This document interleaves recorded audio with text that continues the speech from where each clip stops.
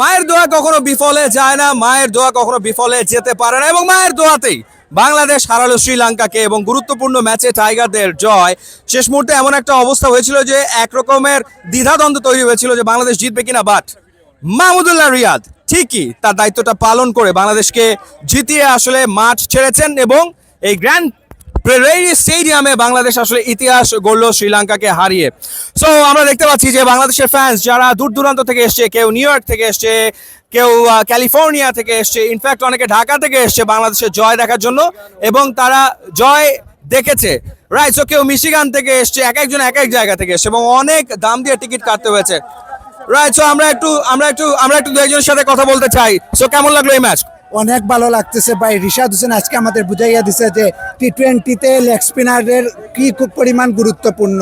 ওকে অত্যন্ত ধন্যবাদ টিম ম্যানেজমেন্টকে ওকে সাপোর্ট দেওয়ার জন্য। অলরাইট, সো একজনের কথা আমরা শুনলাম যে রিশাদ দারুণ খেলেছে, এবার আরেকজনের কথা শুনতে চাই।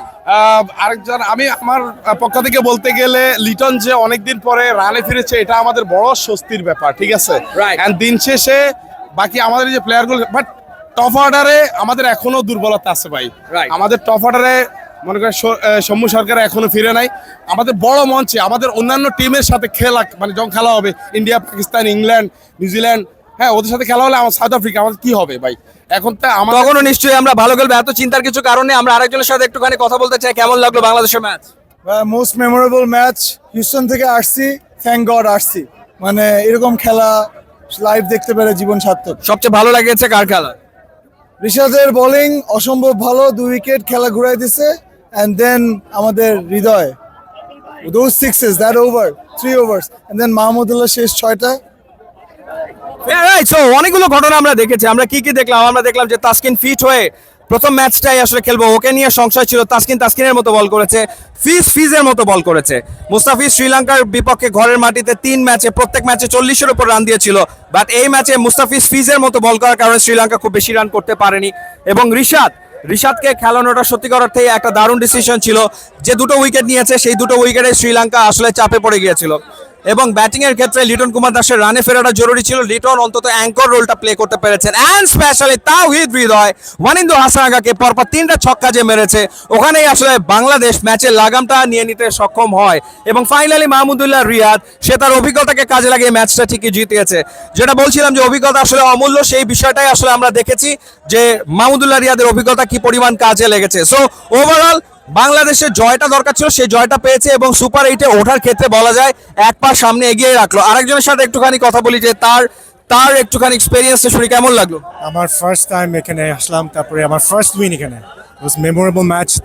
তাসকিন যে আজকে মানে ইনজুরি থেকে এসে যে ফার্স্ট যেভাবে উইকেটগুলো পাইলো, that was amazing performance. Really proud to B here. Alright, okay. So আমরা অনেকের কথাই শুনছিলাম, অনেকেই তাদের কথা বলছিল। এবার আরেকজনের কথা একটু শুনতে চাই, কেমন লাগলো? অসাধারণ, ওয়েদারটা অসাধারণ ছিল। আমি অস্টিন থেকে আসছি এবং আজকে আমরা তৌহিদ হৃদয় এবং মাহমুদুল্লাহ রিয়াদের উপর কৃতজ্ঞ থাকবো, পুরো দেশ এবং জাতি। রাইট। সো এবার আরেকজনের কথা শুনতে চাই। খুব ভালো লাগছে হিউস্টন থেকে 4 ঘন্টা ড্রাইভ করে এসে, আর ইট ওয়াজ আ মেমোরেবল গেম, কারণ মানে it has had the ups and down, so আমরা এনজয় করেছি খুব। আর কি বলবো, একটা জিনিস অবশ্য আমাদের কাজ করা দরকার, আমাদের টপ অর্ডারটা ঠিক হওয়া দরকার, বাট আদার দেন দ্যাট আমার মনে হচ্ছে we have a good future. Thank you so much. এবার আরেকজনের কথা শুনতে চাই, এক্সপেরিয়েন্সটা কেমন হলো এই ম্যাচ দেখার? জি, প্রথমত আলহামদুলিল্লাহ, বাংলাদেশ আজকে যেভাবে খেলছে, বোলিং যেভাবে করছে, খুবই ভালো বোলিং করছে।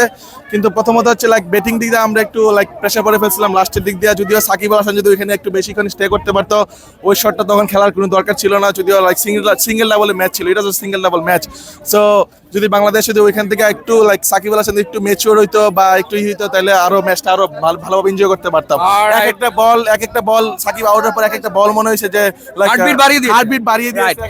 এবার আমরা আরেকজনের একটা প্ল্যাকার্ড দেখাতে চাই। সেটা এই লাইনটা খুব ঐতিহাসিক লাইন বাংলাদেশের ক্রিকেটে, ধৈরা দিবানে মাশরাফি সেই ঐতিহাসিক line.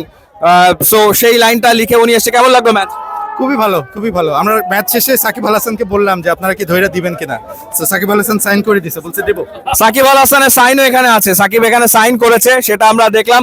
So fans they are happy, but expectation বেড়ে গেছে। সো আশা করব বাংলাদেশ সামনের ম্যাচে আরো ভালো খেলবে। বাংলাদেশের ম্যাচ থেকে অনেকেরই হৃদস্পন্দন বেড়ে গিয়েছিল, বাড়াটা স্বাভাবিক। আপনার যদি হৃদস্পন্দন বেড়ে যায় তাহলে অবশ্যই আপনার চেক আপটা করিয়ে নেবেন এবং করিয়ে নিতে পারেন কেজিএন মেডিকেয়ার লিমিটেড থেকে ডাক্তারের পরামর্শে টেস্টগুলো করিয়ে নেবেন, নির্ভুল রেজাল্ট পাবেন, সুস্থ থাকবেন। ইউটিউব ইনস্টাগ্রাম লিঙ্ক দেওয়া আছে, যোগ দিলে খুবই খুশি হব। And thanks for watching.